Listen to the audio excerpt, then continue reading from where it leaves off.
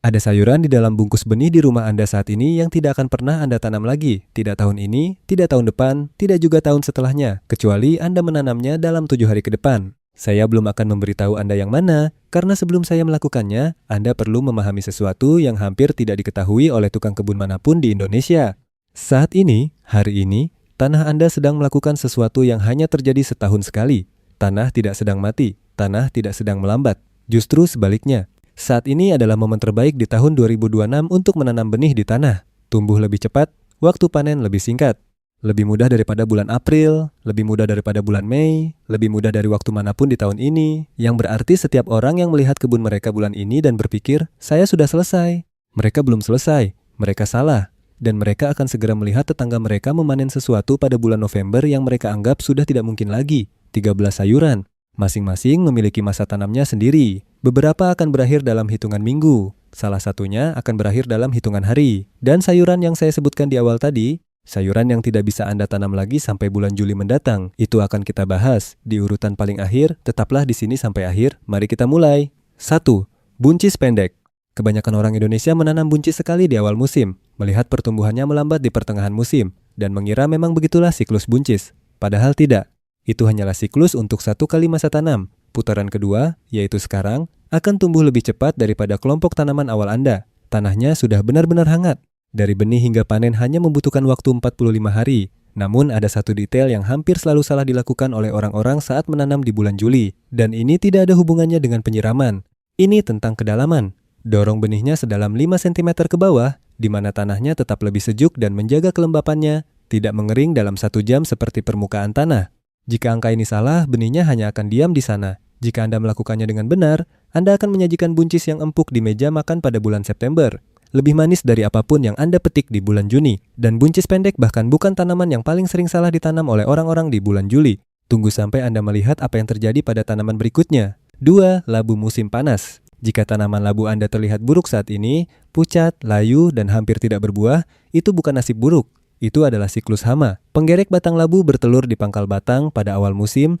Pada pertengahan musim, kerusakannya sudah terjadi. Sebagian besar orang hanya diam melihatnya terjadi. Inilah langkah yang seharusnya dilakukan. Penanaman baru yang dilakukan sekarang akan masuk tepat setelah siklus hama itu berakhir. Taburkan benih sedalam 2,5 cm. Buah bisa dipanen dalam waktu 48 hari saja. Namun mendapatkan buah bukanlah bagian yang sulit. Memastikannya terus berbuah adalah bagian yang menantang. Ada satu kebiasaan yang menentukan apakah tanaman Anda akan terus menghasilkan labu selama berminggu-minggu atau berhenti setelah 2 minggu. Petiklah selagi masih muda. Ukurannya sekitar 15 hingga 25 cm, jangan lebih besar. Setiap buah yang Anda petik akan merangsang 2 buah lagi untuk tumbuh. Biarkan 1 buah membesar dan tanaman akan mengira tugasnya sudah selesai. Tanaman itu akan berhenti berbuah. Jadi pertanyaannya bukanlah apakah Anda akan mendapatkan labu, pertanyaannya adalah apakah Anda akan terus memanennya atau tanpa sengaja menyuruh tanaman itu untuk berhenti. 3. Mentimun. Menjelang bulan Juli, sebagian besar tanaman mentimun awal musim dilapisi penyakit embun tepung dan hampir mati. Kebanyakan orang Indonesia membiarkannya mati dan menganggap musim tanam sudah berakhir. Itu adalah langkah yang salah. Inilah alasannya. Lakukan penanaman kedua sekarang tetapi ganti varietasnya. Gunakan jenis semak yang padat, bukan jenis tanaman merambat yang memanjang. Jenis semak menyalurkan energinya langsung untuk menghasilkan buah dengan cepat, daripada memanjangkan sulur demi sulur untuk mengejar akhir musim panas. 60 hari dari benih hingga panen, tanam sedalam 2,5 cm. Inilah bagian yang sering dilewatkan banyak orang. Pada bulan September, masa terburuk untuk penyakit embun tepung sudah berlalu. Sementara tanaman merambat tetangga Anda membusuk karena panas, tanaman Anda bahkan belum mencapai masa puncaknya.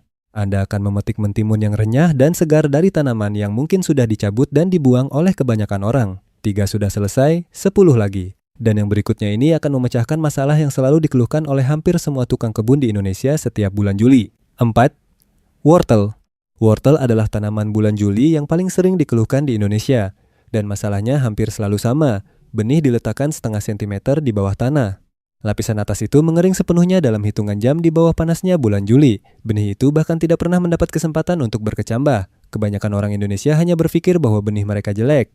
Padahal tidak. Inilah solusinya. Letakkan lapisan tipis mulsa jerami tepat di atas barisan setelah Anda menabur benih. Mulsa itu akan menahan kelembapan cukup lama. Periksa setiap pagi. Saat Anda melihat helaian kecil berwarna hijau pertama kali, singkirkan mulsanya agar tanaman mendapat cahaya penuh. Tapi ada kesalahan kedua yang menunggu tepat setelah kesalahan pertama. Dan itu terjadi beberapa minggu kemudian saat akarnya mulai membesar. Lewati langkah ini dan wortel Anda akan menjadi pahit dan hijau di bagian atasnya, tidak peduli seberapa baik Anda merawatnya. Tumpukan sedikit tanah di sekitar pangkal atas wortel. Langkah itu akan menghalangi sinar matahari dan menghentikan proses penghijauan sebelum dimulai. Lakukan kedua langkah ini dengan benar dan Anda akan memanen wortel yang manis dan segar pada bulan Oktober. Jika Anda sudah menyimak sejauh ini, Anda sudah tahu lebih banyak tentang berkebun di bulan Juli daripada kebanyakan orang yang telah melakukannya selama bertahun-tahun. Tetaplah bersama saya. Selanjutnya ada sayuran yang hampir tidak pernah dimakan dengan benar oleh siapapun. 5. Buah bit. Kebanyakan orang Indonesia hanya pernah memakan buah bit dari kaleng. Teksturnya lembek, rasanya sedikit seperti logam, sama sekali tidak seperti aslinya.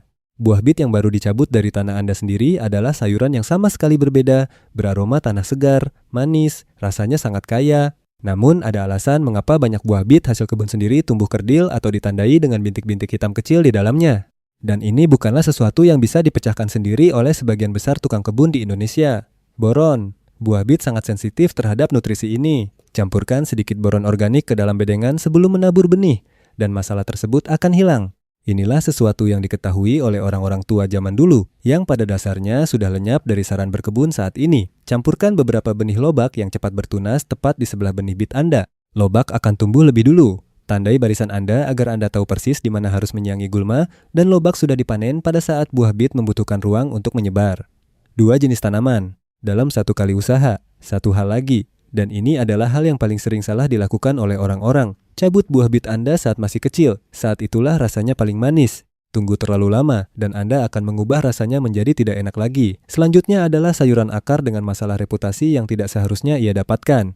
6. Lobak turnip. Lobak turnip memiliki reputasi buruk di Indonesia, dan itu bukan salah mereka, itu karena masalah waktu panen. Jika Anda hanya pernah menanam jenis yang berserat dan keras, Anda sebenarnya belum pernah benar-benar memakan sayuran ini. Anda telah memakan versi yang gagal dari sayuran tersebut.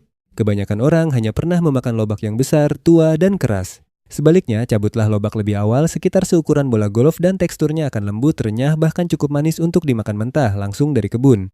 Inilah hal yang hampir tidak disadari oleh siapapun tentang sayuran ini. Satu bungkus benih memberi Anda 2 panen terpisah. Daunnya siap dipanen berminggu-minggu, sebelum bagian akarnya siap, daunnya empuk.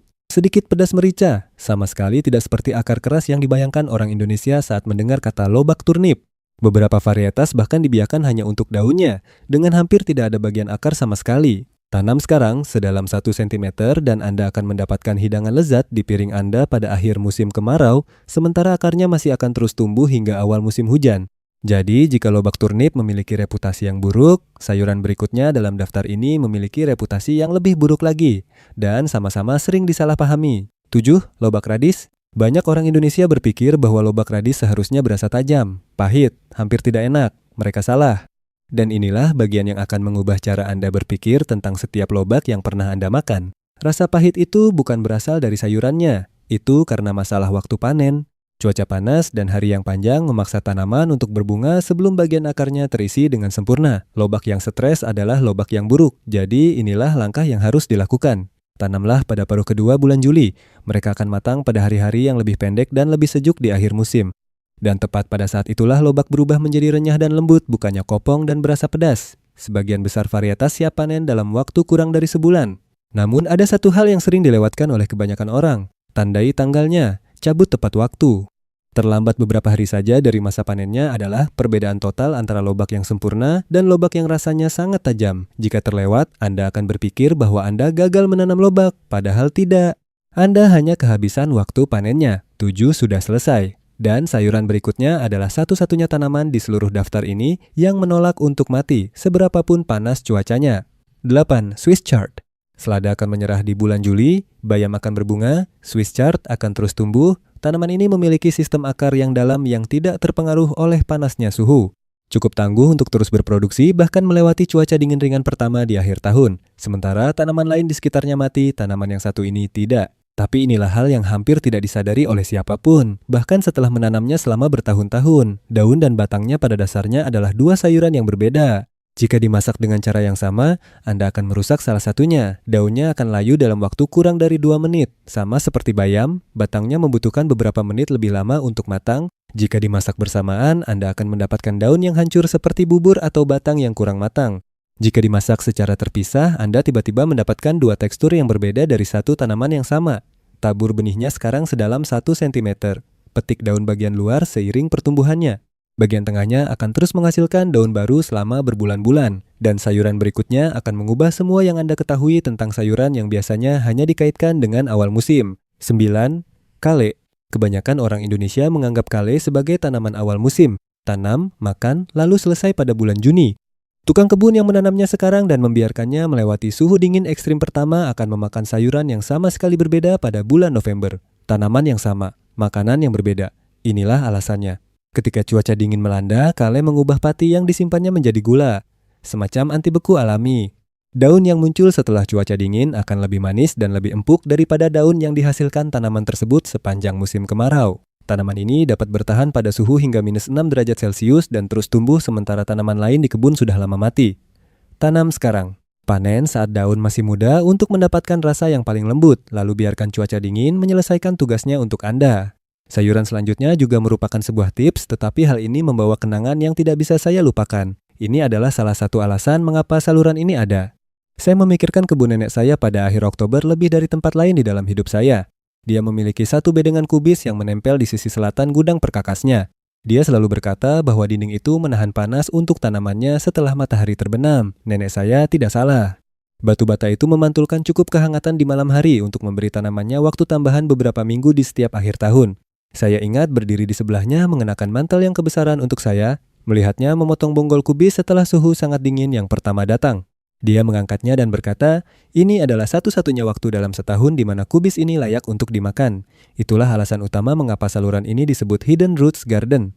Sebagian besar hal yang benar-benar berhasil di kebun bukanlah informasi baru. Itu hanyalah informasi lama yang tidak ada seorang pun yang repot-repot mewariskannya. Dan hal itu akan segera kembali menjadi tren besar, dimulai dengan sayuran yang ia tanam tepat di depan dinding tersebut.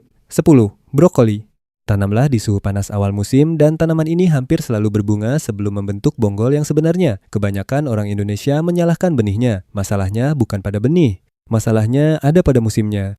Sebagai gantinya, mulailah sekarang dengan memindah tanam bibit ke tempat yang teduh dan terlindung. Lalu biarkan brokoli tumbuh di hari-hari yang lebih sejuk di akhir tahun, alih-alih melawan panasnya cuaca. Inilah bonus yang bahkan tidak diketahui keberadaannya oleh sebagian besar orang. Pada beberapa varietas, jenis yang kuntumnya lebih longgar akan terus memberi Anda tunas samping selama berminggu-minggu setelah Anda memotong bonggol utamanya. Anda belum selesai setelah 1 kali pemotongan. Anda justru baru saja mulai, 50 hingga 70 hari menuju masa panen. Tahan terhadap cuaca dingin ringan tanpa masalah. Sayuran berikutnya dalam daftar ini adalah sayuran yang persis ditanam oleh nenek saya di dekat dinding gudang itu. 11. Kubis. Sama seperti brokoli, kubis benci berkecambah di tanah yang panas. Jadi mulailah dari bibit untuk dipindah tanam lalu pindahkan keluar setelah puncak cuaca panas mereda. Inilah yang membuatnya sepadan dengan penantiannya. Kubis dapat bertahan pada suhu hingga -6 derajat Celcius tanpa masalah dan dapat disimpan selama beberapa bulan setelahnya di tempat yang sejuk, yang mana persis dengan cara nenek saya menyimpan cukup banyak persediaan untuk membuat asinan kubis sepanjang musim hujan yang dingin. Tanamlah sekarang, dan pada saat suhu dingin ekstrim pertama itu tiba, Anda akan mengerti dengan tepat apa yang dia maksud ketika dia berkata bahwa kubis hanya layak dimakan pada satu waktu tertentu dalam setahun. Dan sayuran selanjutnya adalah sayuran paling rapuh di seluruh daftar ini. Satu malam dengan cuaca buruk bisa menghancurkan hasil kerja keras selama berbulan-bulan. 12. Kembang kol. Kembang kol mengikuti jalur yang sama dengan kerabatnya. Mulai ditanam sekarang melalui pindah tanam, kembang kol akan tumbuh dengan stabil saat cuaca semakin sejuk. Namun sayuran ini lebih peka daripada kubis. Satu malam dengan suhu yang sangat dingin di saat yang salah, sebelum bonggolnya terbentuk sempurna, dan Anda bisa kehilangannya. Inilah solusinya, dan hanya butuh 30 detik. Penutup barisan sederhana yang dilemparkan di atasnya untuk malam itu sudah cukup untuk melindunginya sepenuhnya, 60 hingga 80 hari. Dan apa yang Anda dapatkan adalah bonggol yang jauh lebih empuk daripada apapun yang telah menghabiskan waktu seminggu di dalam truk pengiriman. Dan sampailah kita pada sayuran yang saya tahan untuk dibahas di sepanjang video ini. Sayuran dengan tenggat waktu yang ketat, sayuran yang menentukan apakah seluruh meja perayaan Anda akan berubah tahun ini. 13. Kubis Brussels. Ingat sayuran yang saya ceritakan di awal tadi? Sayuran yang tidak punya kesempatan kedua? Inilah dia. Kubis Brussels membutuhkan musim tanam yang panjang hampir 100 hari. Yang berarti bulan Juli bukanlah sebuah saran untuk tanaman ini. Ini adalah tenggat waktu. Lewatkan bulan ini, dan tidak akan ada kesempatan kedua di tahun ini. Mulailah menyemai benih Anda sekarang. Pindah tanam dalam beberapa minggu ke depan. Sirami tanaman-tanaman itu selama melewati rentang cuaca panas pertama yang berat. Mereka akan tumbuh dengan stabil melewati masa peralihan musim dan tidak akan bermasalah menghadapi suhu dingin hingga -6 derajat Celcius. Inilah yang mengubah segalanya tentang sayuran ini, dan hampir tidak ada orang Indonesia yang mengetahuinya. Kubis Brussels yang selama ini dimakan kebanyakan orang dipotong berminggu-minggu sebelum dipajang di rak toko. Kubis yang ada di kebun Anda, yang terkena suhu dingin bulan November secara langsung, akan melewati perubahan dari pati ke gula yang sama seperti yang memaniskan kale dan kubis biasa. Hanya saja, pada kubis Brussels perubahannya sangat dramatis. Tunas yang dicabut segar dari batangnya setelah suhu dingin ekstrim rasanya hampir seperti kacang, hampir manis. Sama sekali tidak seperti bola-bola kecil pahit yang sering dihindari oleh kebanyakan orang sejak kecil. Pada perayaan akhir tahun ini, ketika orang lain membuka kantong sayuran dari lorong makanan beku, Anda akan berjalan keluar ke halaman belakang rumah Anda sendiri dan memotong sebatang penuh kubis yang Anda tanam dengan tangan Anda sendiri. Pada bulan Juli, hal itu layak untuk dilakukan minggu ini. 13 sayuran. 13 alasan mengapa kebun Anda tidak perlu berhenti berproduksi pada bulan November. Tanahnya hangat, hari-harinya masih panjang, dan setiap benih yang Anda tanam di tanah minggu ini adalah panen yang pasti akan Anda lewatkan jika Anda berhenti berkebun di bulan Juni, seperti yang dilakukan oleh sangat banyak orang. Oke, jadi pilihlah satu. Satu saja. Mulailah dari sana. Sayuran mana yang Anda pilih? Tuliskan di kolom komentar. Beritahu kami zona iklim Anda jika Anda mengetahuinya. Seseorang yang berkebun di iklim yang sama persis dengan Anda sedang membaca komentar-komentar tersebut saat ini. Berlanggananlah ke saluran Hidden Roots Garden untuk melihat apa yang akan datang selanjutnya.